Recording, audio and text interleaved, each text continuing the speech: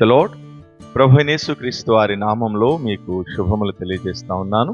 ఈరోజు దేవుని వాక్యము మత్తయి సువార్త 1వ అధ్యాయం 22వ వచనంలో ఇట్లా రాయబడి ఉంది. ఏమనంటే, ఇదిగో కన్యక గర్భవతి అయి కుమారుని కనును, ఆయనకు ఇమ్మానుయేల్ అని పేరు పెట్టుదురు అని ప్రభువు తన ప్రవక్త ద్వారా పలికిన మాట నెరవేరునట్లు ఇదంతయు జరిగెను.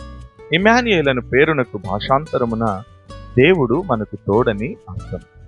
ఈ మాట ప్రభువైన యేసుక్రీస్తు వారు మానవుడిగా ఈ భూమి మీదకి రావడానికి ఇంచుమించు 700 సంవత్సరాలకి పూర్వమే పెద్ద ప్రవక్తలో ఒక ప్రవక్త అయిన యెషయా అనే ప్రవక్త ప్రవచిస్తూ 7వ అధ్యాయం 14వ వచనంలో ఆయన ప్రవచనాత్మకంగా ప్రవచించినటువంటి వాక్యమే ఈ మత్తయి సువార్త 1వ అధ్యాయం 22వ వచనంలో యేసు ప్రభు వారి యొక్క పుట్టుక ద్వారా ఆ ప్రవచనం ఇక్కడ నెరవేర్చబడుతూ వచ్చింది.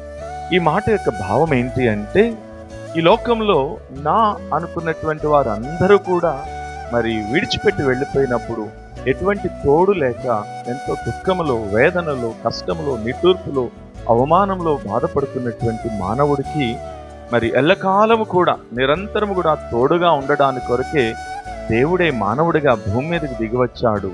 ఆయన పేరే యేసుక్రీస్తు, అనగా ఇమ్మానుయేల్ అంటే దేవుడే మనకి తోడని అర్థం.